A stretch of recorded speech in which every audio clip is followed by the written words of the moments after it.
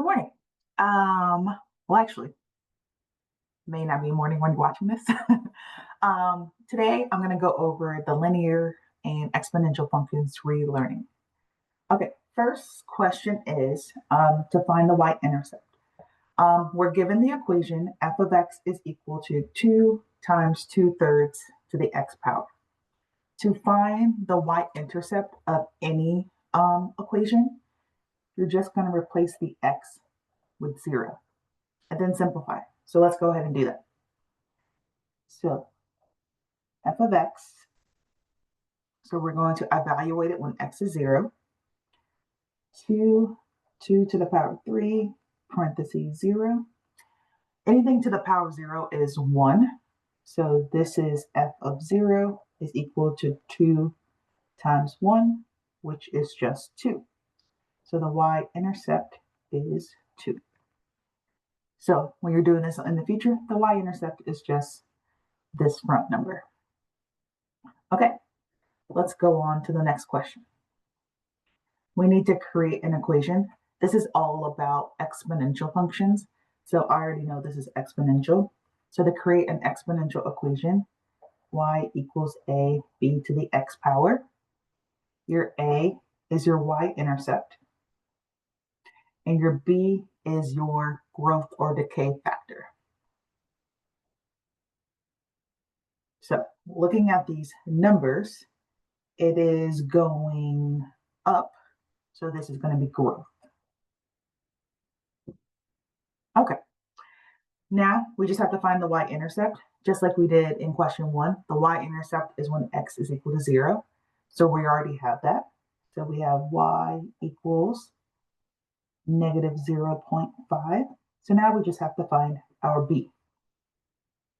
Our b is our rate of growth or decay. So all we have to do is take our y values and divide them. So they need to be counting by ones. If you see this is counting by halves. So you need to pick two that are 1 apart from each other. So like -1 and 0 are 1 away from each other. -1.5, -0.5 are 1 away from each other. I'm going to pick this one and this one. On your relearning, they're counted by ones. So you can just pick the two next to each other. Okay, so to find the rate, all you do is divide bottom to top, the y values. So we're going to do -1 divided by -4, which is equal to positive 0.25. So in that blank, we'll put a 0.25. So y equals negative 0.5, 0.25 to the x power. Now, it should be growth technically, right? Because of what I said about the y values. But this one's a little bit unique because our a is negative. So that means our graph was flipped upside down. So that's why it is technically growth, but our equation is going to be decay. Okay, next. On your relearning, there's going to be a question about is it growth or decay? So we're going to talk about how you can tell if it's growth or decay. For an equation to be growth, what you're looking for is your b to be greater than 1. So in the equation, whatever's being raised to the power of x needs to be greater than 1. That's how you know it is growth. An example of that would be y is equal to 2 to the power of 3x, just like that. As long as that number is greater than 1, then it is growth. Opposite is true. To be decay, your b needs to be less than 1, but not negative.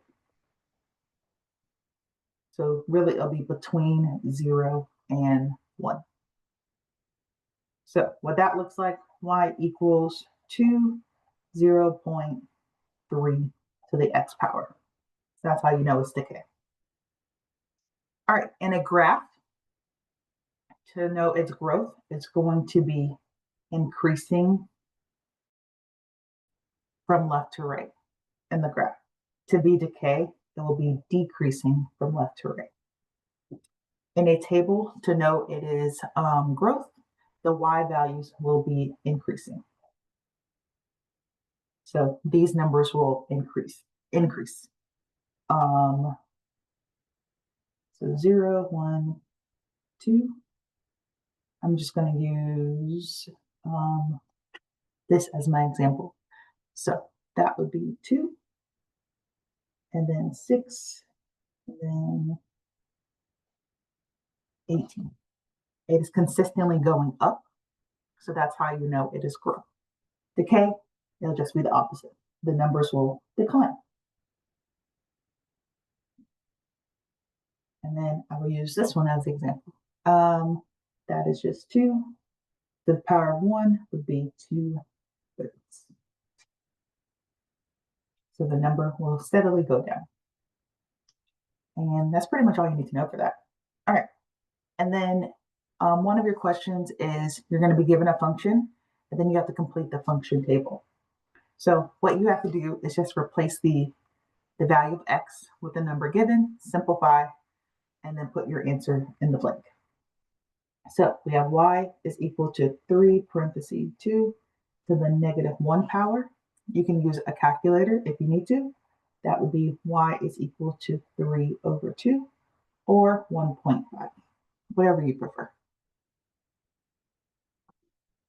This is our y-intercept. So remember, I already know what that answer is. It's just 3.